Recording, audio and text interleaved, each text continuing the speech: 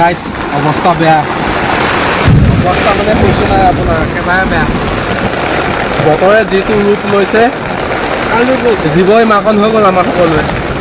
চব বিলাই সেইটো চব ক'ত সোমাইছে আৰু এইপিনে চব অৱস্থা বেয়া।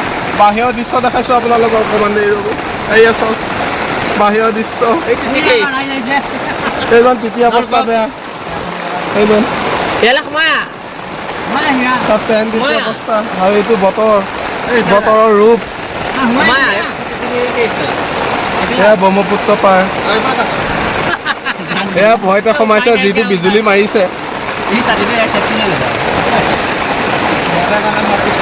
চাই থাকক শেষলৈকে আমাৰ পালকখনত কি বিলাই হৈছে। আজি মাছ ধৰা কি হ'ব এতিয়া? মাছ ধৰিহে যাবি? ধৰিবি আৰু চেত্ৰীয়ে কি ক'বা?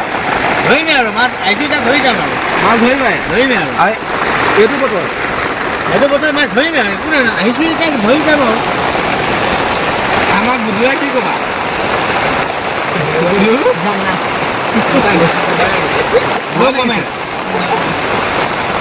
আমাৰ এইটো মহাশয় এই ইয়াতো লুকাই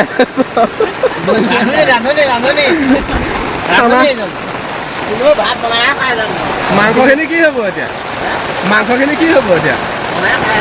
মাংস আনিছিলোঁ ৰাইজ, মানে মাছ ধৰি যদি মাছ পাওঁ ঘৰলৈ নিম, মাংসখিনি ধুনীয়াকৈ পাৰ্টি এটা খাই যাম বুলি আহিছিলোঁ। খানা এসাঁজ নদী পাৰত, যিহেতু ব্ৰহ্মপুত্ৰ নদীখন আমাৰ কাৰণে খুবেই প্ৰিয়। তাৰ পাৰত এসাঁজ বহি খোৱা আমেজেই বেলেগ।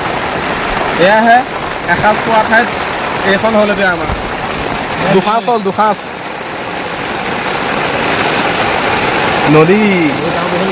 নদীয়ে লৈছে বিশাল ৰূপ।